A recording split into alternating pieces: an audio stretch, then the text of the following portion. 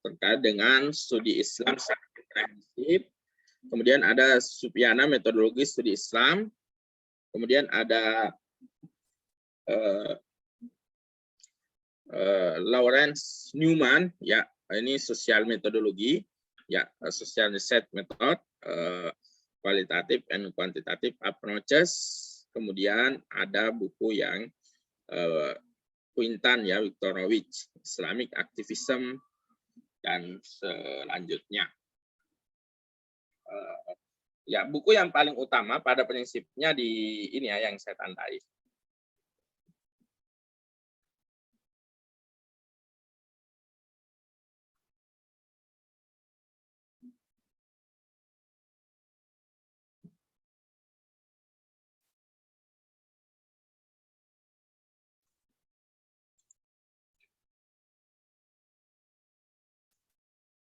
Ini ada yang dalam bahasa Indonesia juga ya. Ya, ini kira-kira buku yang menjadi utama ya. Paling tidak teman-teman harus memiliki salah satu di antara beberapa buku yang tersedia di sini. Ya, saya sarankan di nomor 14 ya, atau di nomor 15 teman-teman punya buku atau bisa mendownload buku yang tersedia. Nanti untuk yang nomor 17 dan beberapa buku yang lain nanti saya share ya dalam bentuk e-book, dalam bentuk PDF, nanti silahkan teman-teman bisa membaca. Ya, kemudian terkait dengan tugas, ya tentu tadi teman-teman sudah mengerti karena sudah dijelaskan terkait dengan makalah ya. Ya, pembagian kelompok itu sebenarnya spesifik menjelaskan tentang pembuatan makalah ya. Jadi tugas utama teman-teman sekalian adalah membaca ya, kemudian setelah membaca menuliskan dalam bentuk makalah dan juga membuat slide presentasi ya. Ini untuk tugas kelompok. Ya, jadi teman-teman sekalian, saya ingatkan kembali, jadi tugas kelompok yang pertama teman-teman diharuskan mengumpulkan referensi, kemudian setelah itu membuat makalah, ya kemudian setelah membuat makalah juga membuat presentasi ya, slide presentasi. Nanti setelah itu teman-teman sekalian akan presentasikan di forum perkuliahan, ya forum perkuliahan.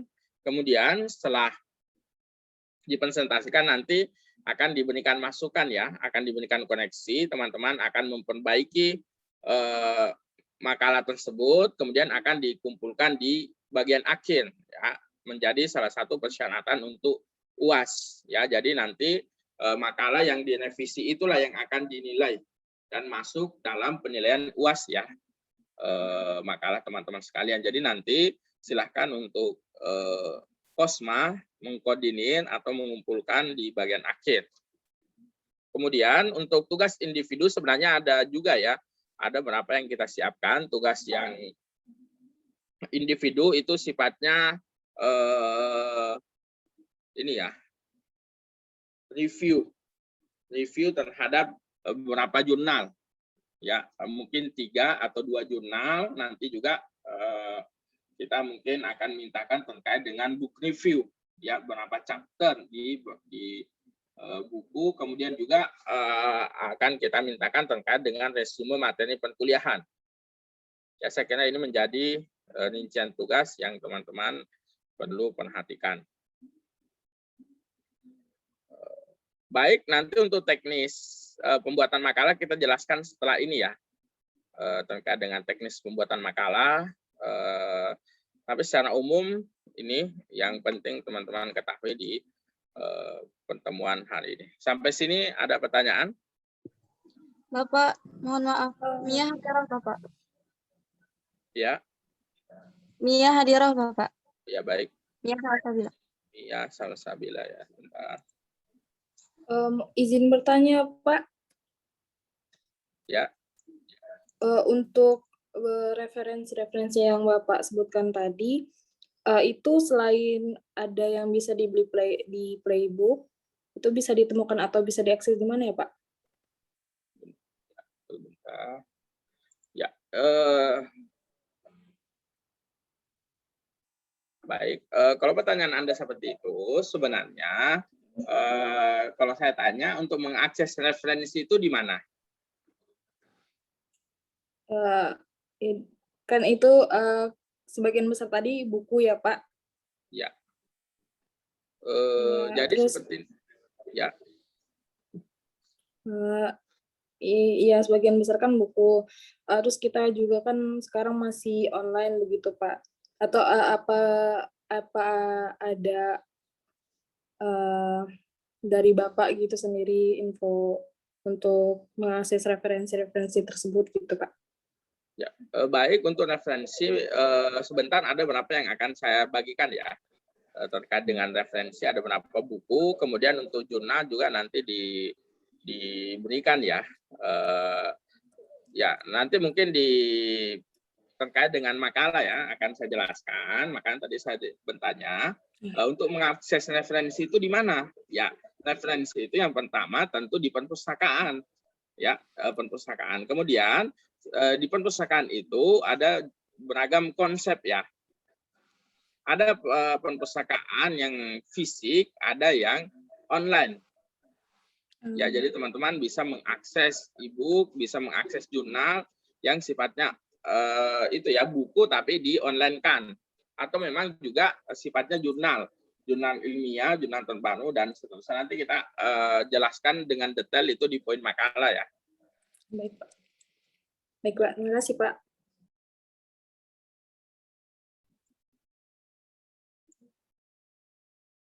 Baik.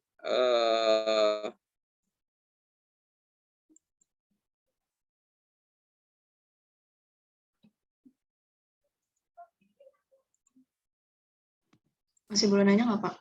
Ya, silakan. Mau tanya tentang yang tugas pribadi Pak.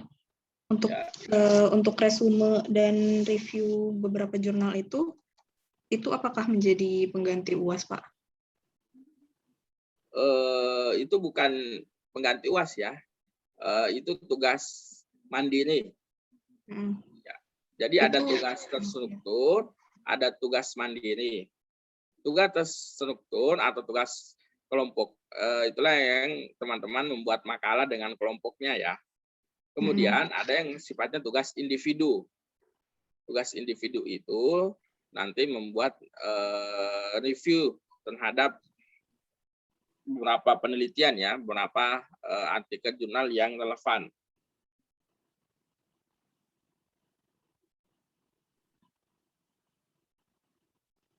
Apakah ditentukan Pak akan ada di pertemuan keberapa? Biasanya sih kita tentukan setelah UTS ya. Oh, oke. Setelah UTS nanti kita kasih ya paling waktu 2 minggu ya untuk itu. Tapi itu masih fleksibel saja. Nanti di perjalanan perkuliahan kita akan jelaskan dengan detail ya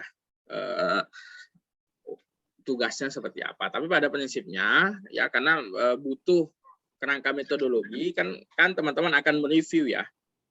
Mereview sebuah karya ilmiah tentu cara mereview harus diajarkan terlebih dahulu ya.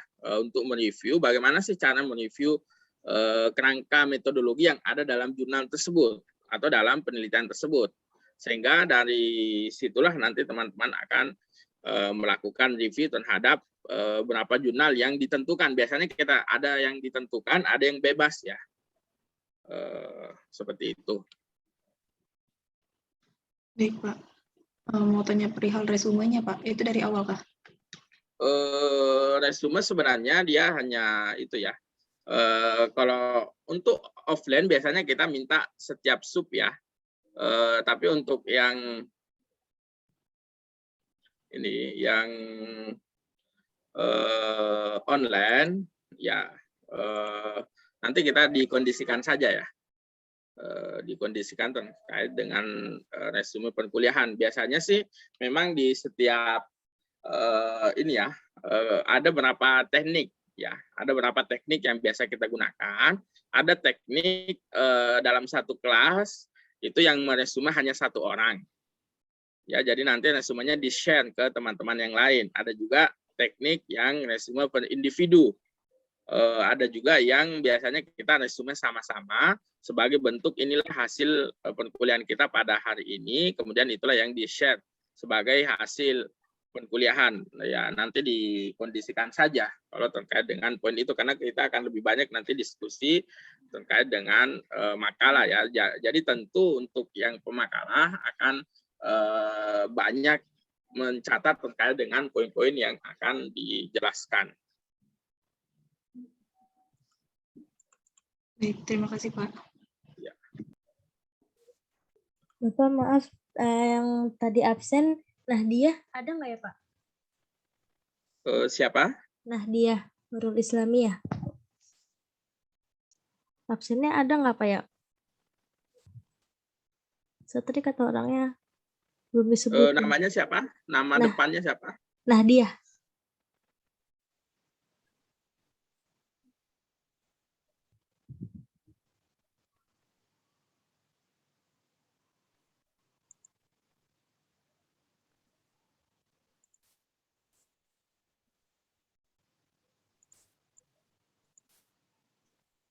Di sini namanya ada nggak?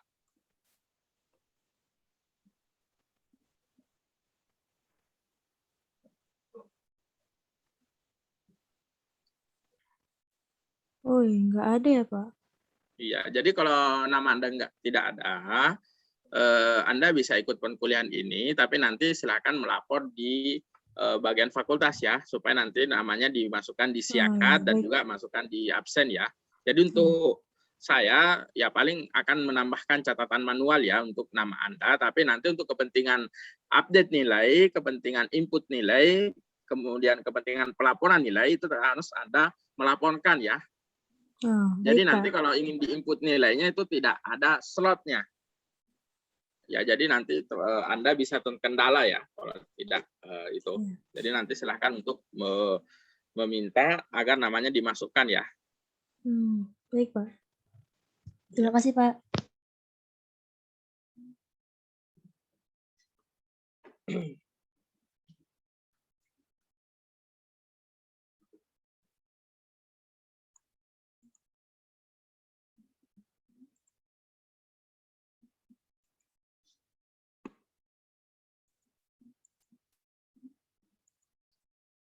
Ya, baik kalau tidak ada pertanyaan. Ini yang tadi saya maksudkan ya, ini pedoman skripsi di 2021 ya.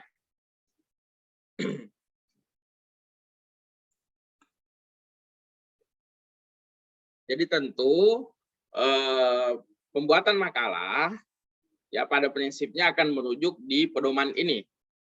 Ya, ini yang teman-teman perlu perhatikan, baik dari segi aspek konten maupun aspek teknis, itu akan merujuk di pedoman proposal dan skripsi tahun 2021.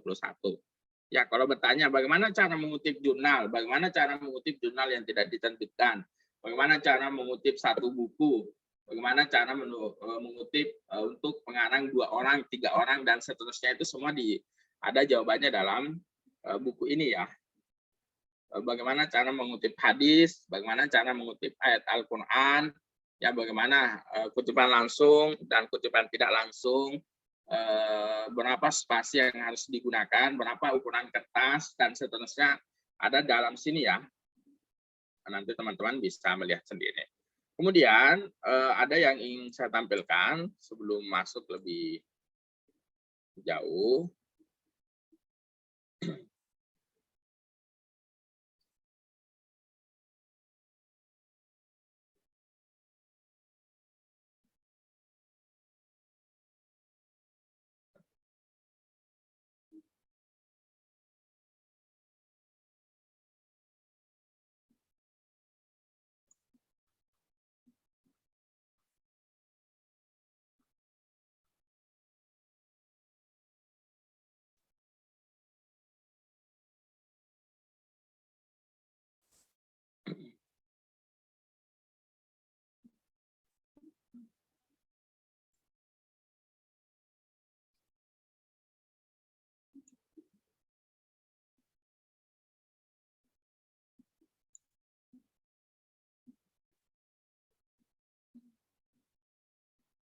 Ya, jadi teman-teman sekalian bisa dilihat sebenarnya di bagian depan dan bagian ini ya, bagian lampiran dalam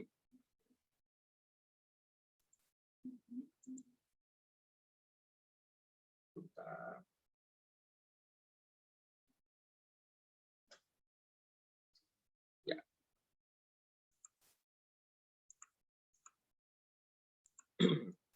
Ya, di sini selalu disebutkan kata-kata pendekatan ya. Ya, dalam metode penelitian memang selalu disebutkan pendekatan. Jadi kepentingan mata kuliah ini memang pada prinsipnya akan membantu Anda untuk menjawab di poin metodologi penelitian ya, khususnya terkait dengan pendekatan. Apa sih yang dimaksudkan pendekatan? Ya, ini memang sesuatu yang berat ya, tapi menjadi kewajiban kita untuk menyampaikan di poin ini. Ya, sehingga mata kuliah ini seperti yang tadi saya sampaikan, ini memang mata kuliah serumpun dengan metodologi penelitian ya. Mata kuliah yang nanti teman-teman sekalian bisa lihat sendiri. Kemudian selanjutnya ini perlu saya sampaikan juga terkait dengan pencegahan plagiasi ya, atau KOPAS bahasa sederhananya. Kalau untuk beberapa mata kuliah yang saya ampu, kalau misalnya proposal skripsi dan metodologi penelitian, kita akan cek Turnitin ya.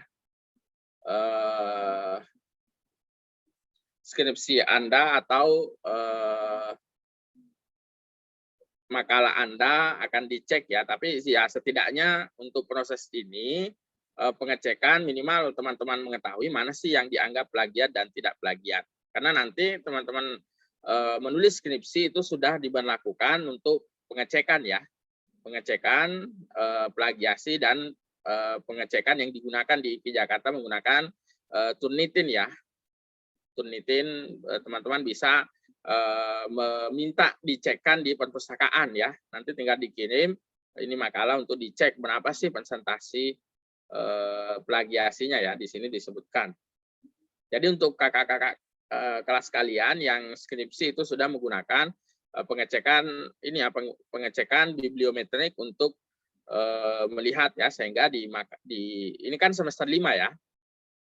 Jadi semester 5 itu sudah keketatan makalah atau keketatan penulisan itu sudah ditingkatkan ya. Jadi jangan mengatakan dulu semester 4 kok makalahnya tidak pernah didetailkan seperti ini. Sekarang sudah semester 5 jadi sudah agak mendetail ya, kita membahas di makalah yang teman-teman buat. Ini ya, menggunakan Turnitin atau menggunakan plagiarism exchequer ya. Tapi untuk sekarang kita menggunakan yang Turnitin ya. Ini hanya kasuistik saja, kita bisa menggunakan plagiarism exchequer.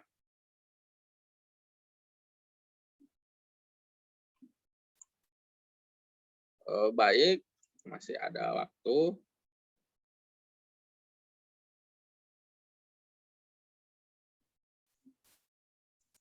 Ya, sebelum menjelaskan ke makalah, ini saya tampilkan kembali ya, terkait dengan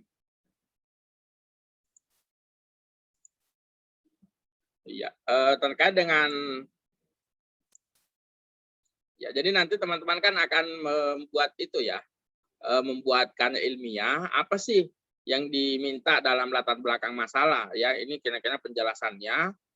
Kemudian untuk khusus poin metodologi penelitian, salah satu yang dimintakan itu adalah pendekatan ya di poin 6.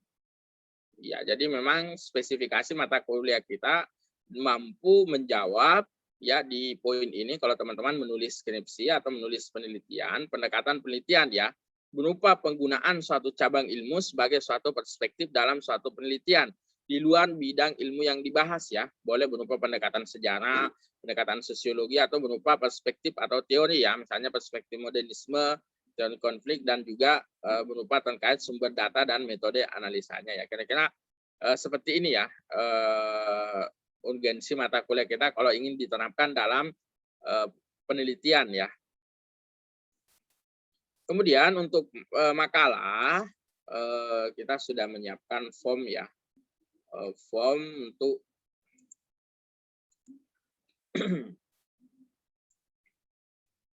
iya. Jadi yang pertama biasanya untuk makalah ya kita akan melihat pertanyaan pertama adalah kesesuaian sampul dengan format IIQ. Ya, jadi nanti kesesuaian di sampul ya. Jadi sampul kita akan lihat sesuai nggak Anda mengutip logo, kemudian menulis NIM Anda, menulis program studi, menulis tahunnya sudah sesuai atau tidak. Untuk redaksi judul biasanya tidak terlalu dipermasalahkan ya, karena pada prinsipnya judul itu sudah diberikan ke teman-teman ya, walaupun boleh untuk melakukan modifikasi ya, tidak ada masalah.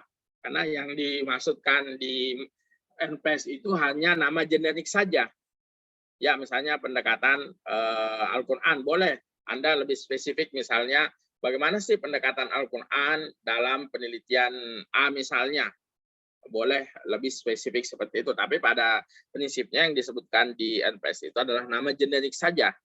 Boleh Anda memilih subjek spesifik untuk kemudian latar belakang masalah ya. Ya, karena ini makalah paling 1 lembar saja ya, tapi tetap akan diberi komentar. Nah, untuk permasalahan kita ada 2, ada 3, ada identifikasi, pembatasan, perumusan. Nanti juga setelah itu kita akan melihat bagaimana penyusunan kalimat dari teman-teman sekalian, apa menggunakan SPO, subjek, predikat, objek, atau jangan-jangan kalimatnya tidak memenuhi persyaratan bahasa Indonesia yang baku dan benar ya.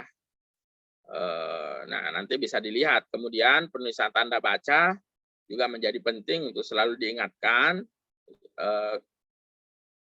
Kemudian terkait penulisan kata depan dan awalan ya, disambung atau dipisah, artikel, conjunction, membentuk sebuah kata, ini awalan atau akhiran, ya cara penulisannya seperti apa. Kemudian pengetikan nama orang, istilah, nama tempat, dan selanjutnya. Kemudian yang paling sering juga bermasalah itu di transliterasi ya.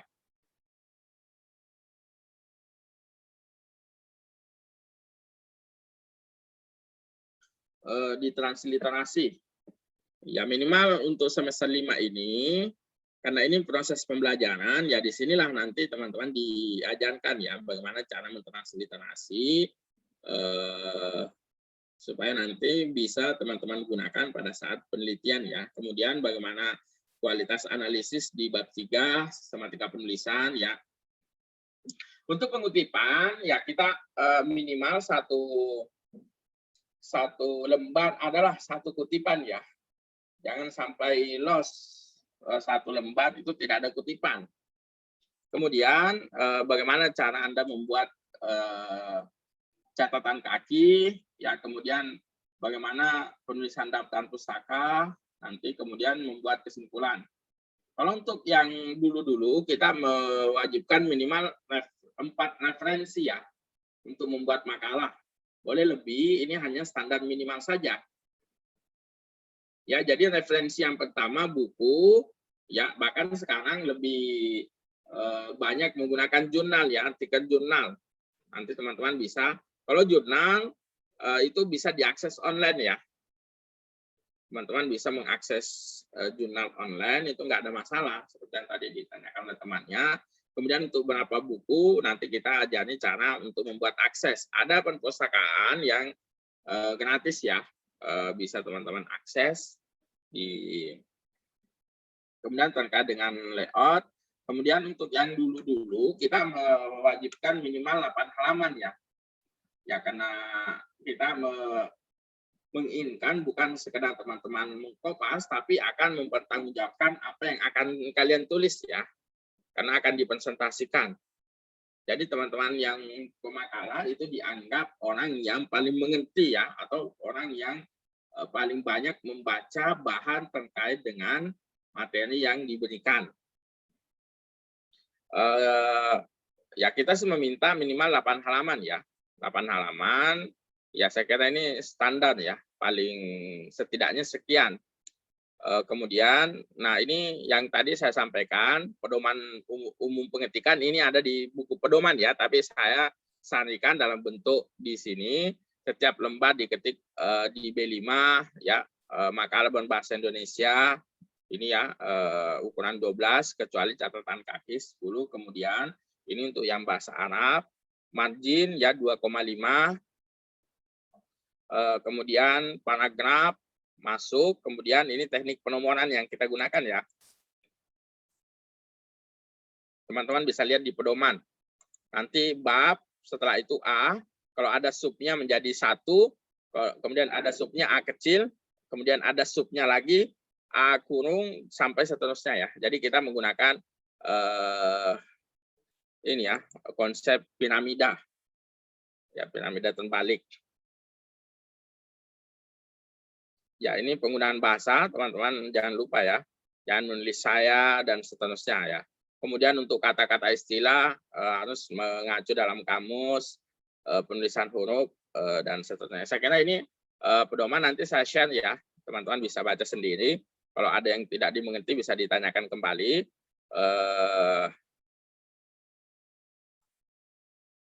Bisa ditanyakan kembali. Saya kira terkait dengan proses perkuliahan, ya sebagaimana dalam peraturan perundang-undangan sebenarnya diatur ya.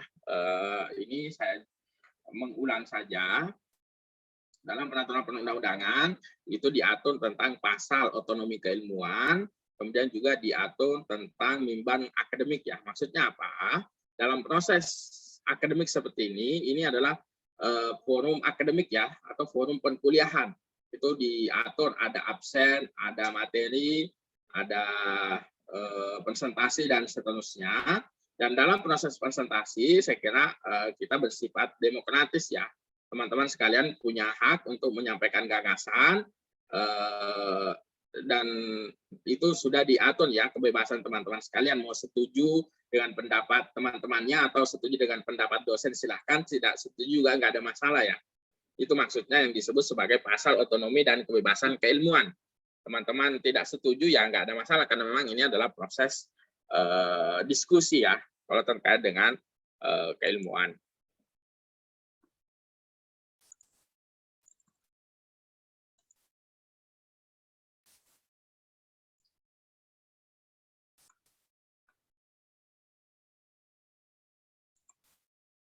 Kemudian ini waktunya sisa sedikit. Ya ini pengantar saja ya, kita belum masuk di perkuliahan.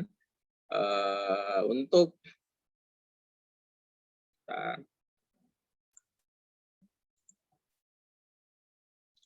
nanti ini Bapak Syan ya, terkait ini teman-teman bisa baca ya metodologi studi Islam. Ini ditulis oleh Prof. Supiana yang tadi saya sebutkan. Ini dari Kementerian Agama ya. Teman-teman bisa melihat ya, nanti dibaca-baca ya, isinya apa ya, seperti yang tadi saya sebutkan memang disebut ya. Jadi ini terkait dengan ini ya, pembidangan, karakteristik ya, kemudian metode studi Islam, sumber-sumber Islam dan seterusnya ya. Jadi ini lebih spesifik, nanti bisa dimasukkan dalam grup. Kemudian ini juga ada ya, metodologi studi Islam dalam perspektif multidisiplin keilmuan. Ya, kalau untuk yang bukunya Abu Dinata itu tidak bisa di itu ya, karena dia berbayar. Nanti kalau teman-teman ingin bisa di-download sendiri ya. Ini nanti isinya banyak menjelaskan tentang ini ya, tentang pengertian ruang lingkup ya, studi Islam, tujuan, apa sih pendekatan, apa sih metodologi, urgensi studi Islam, ya sumber-sumber, karakteristik, normativasi dan historitas dalam studi Islam ya. Kemudian metodologi memahami Islam ya, kemudian interdisipliner, pendekatan studi Islam ya, pendekatan teologis, normatif, antropologis, sosiologis, fenomenologis, kemudian kritik-kritik terhadap pendekatan yang digunakan ya, aneka metodologi studi Islam ya, tekstual, kontekstual dan seterusnya. Saya kira nanti materi-materi ini saya akan share di grup ya. Waktu kita sisa berapa menit, silahkan kalau ada pertanyaan.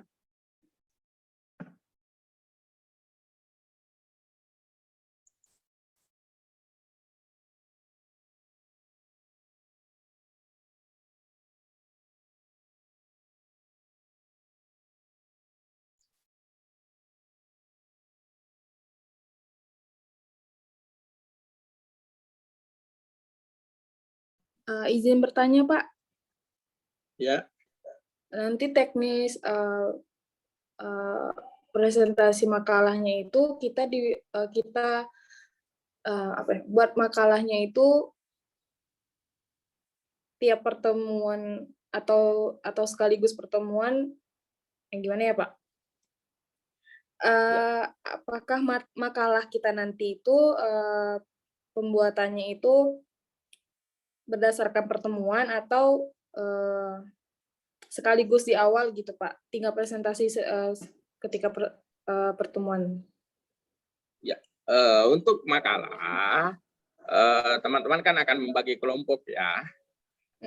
Membagi kelompok sesuai dengan kelompoknya, teman-teman membuat makalah sesuai dengan topik yang ditentukan. Ya, kemudian akan presentasi sesuai dengan topik yang diambil. Dia presentasi minggu depan atau minggu selanjutnya. Kemudian dalam proses perkuliahan tentu dibagi dua ya. Ya, maksudnya kenapa saya sebutkan dibagi dua? Karena kadang diawalkan, kadang diakhirkan ya. Takdim wa takhir. Maksudnya apa? Ada sesi teman-teman yang presentasi, nanti setelah itu teman-teman yang lain memberi komentar, memberi tanggapan. Kemudian ada sesi juga untuk saya menjelaskan beberapa poin-poin yang penting ya. Jadi makanya disampaikan, boleh penjelasannya saya duluan, makalah belakangan, dan boleh mahasiswa dulu yang menjelaskan. Itu maksudnya. Kemudian kan kita ada berapa ya? Ada 2 SKS ya. Jadi 50 menit pertama digunakan untuk diskusi. Nanti setelah diskusi teman-teman kita akan ini ya menyampaikan materi tambahan yang kira-kira belum tercover dari makalah yang disebutkan. Jadi jangan takut ya terkait dengan makalah. Kerjakan semampunya, nanti akan kita perbaiki ya. Jadi pada saat presentasi, disitulah teman-teman akan memberikan masukan ya, memberikan masukan berdasarkan form yang tadi ada, baik teman-teman ingin menjelaskan aspek penulisan, kemudian aspek isi dari makalahnya, kemudian aspek kesimpulan, kemudian kecukupan referensi, itu teman-teman punya hak untuk bertanya ya kepada pemakalah atau juga dosen yang akan memberi review secara umum terkait dengan tulisan makalah. Kemudian setelah Anda presentasi, tugas Anda adalah merevisi makalah Anda sesuai dengan catatan-catatan yang telah diberikan. Nanti di bagian akhir, seluruh makalah akan dikumpulkan menjadi satu. Itulah yang akan dinilai ya. Jadi di proses makalah pertama, teman-teman akan mempresentasikan dan di situ akan diperbaiki ya. Diberi komentar, oh ini yang ditambahkan, ini yang diperbaiki. Nanti setelah itu, teman-teman akan mendapatkan catatan revisi. Nah, setelah direvisi, itulah yang akan dikumpulkan sebelum UAS. Jadi kurang lebih seperti itu ya prosesnya. Oh iya.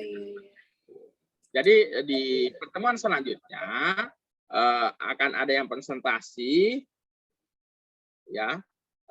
Biasanya sih untuk itu sebelum presentasi sudah harus dikirimkan ke teman-temannya ya, supaya teman-temannya juga membaca dan bisa memberi komentar, bisa memberi masukan terhadap makalah yang dibuat. Tapi untuk yang minggu depan ya kita kasih penukso ya, karena memang yang depan itu biasanya yang berani ya, maka kita itu ya kasih keringanan untuk yang pertama kali, untuk yang minggu depan. Kalau untuk yang minggu selanjutnya ya saya kira akan diketati ya, karena memang teman-teman sekalian sudah semester 7 ya, semester 5. Mohon maaf semester 5, jadi untuk tingkat keketatan makalah itu sudah dinaikkan sedikit ya. Kalau dulu ya mungkin pura-pura tidak dilihat, ini masih kopas semua, referensinya tidak jelas dari mana.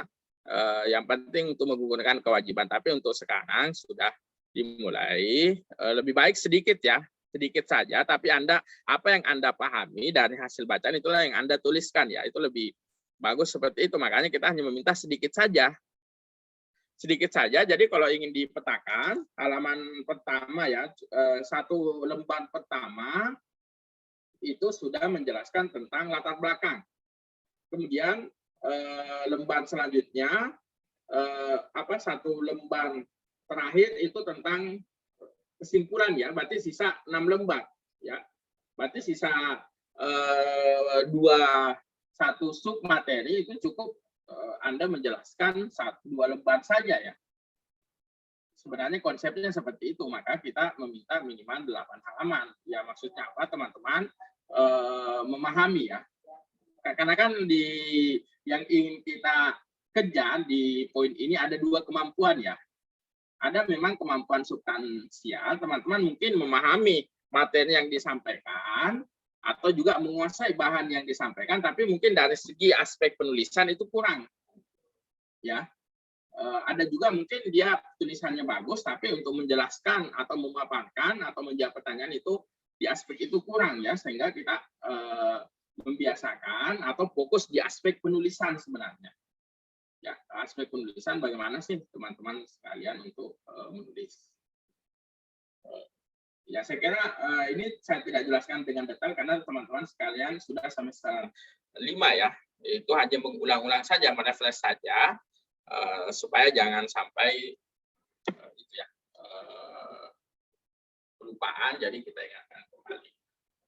Paham ya kepada Miftah Fetrisya. Jadi nanti Kosma akan membuat kelompok, kemudian kelompok akan membuat makalah dan poin-poin ya, 2. Nanti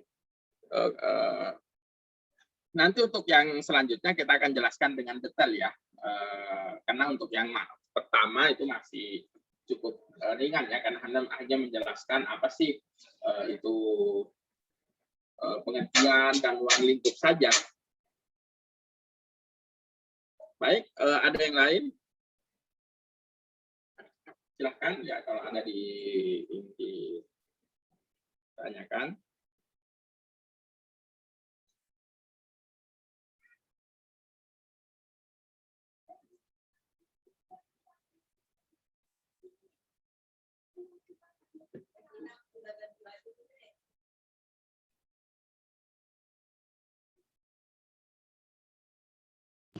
Bapak kalau mau izin hamam ditulis di chat aja Pak atau gimana? Ya, untuk yang izin, kemudian untuk yang misalnya itu bisa ditulis di chat saja ya.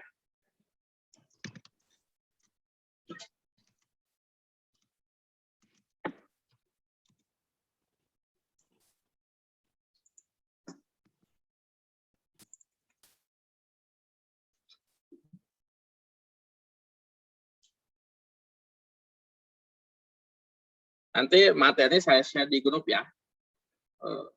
Silahkan dibaca. Kalau ada pertanyaan silahkan.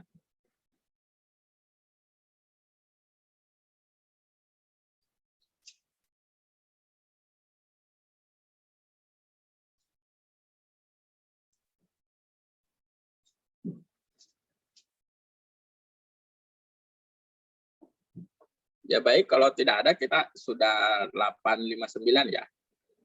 Karena ini juga pengantar sebenarnya nggak ada masalah ya, ini hanya untuk kontrak perkuliahan. Tadi sudah kita jelaskan terkait dengan, berarti minggu depan sudah ada pemakalah ya, jangan dipastikan ada yang presentasi ya untuk minggu depan.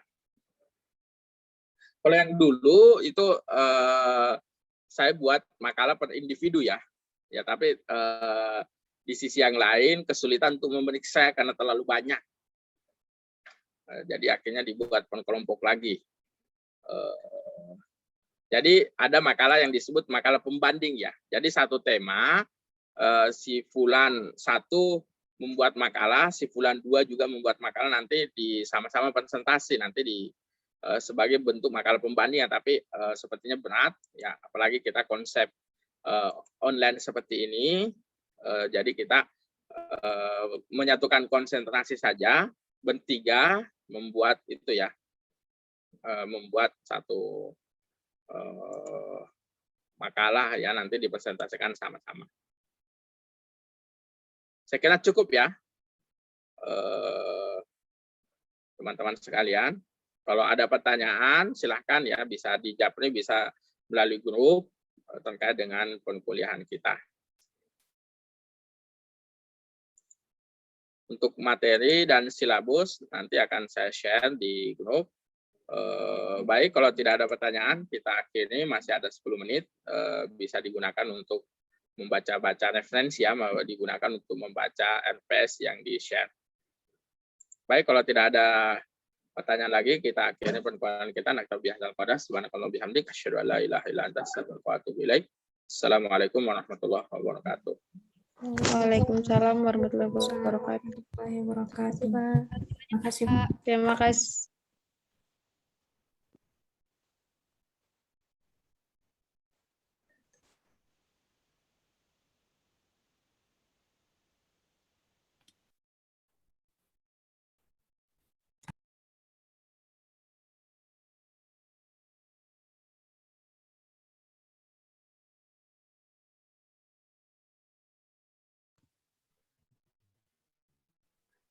Masih di record tuh. Keluarkan ini.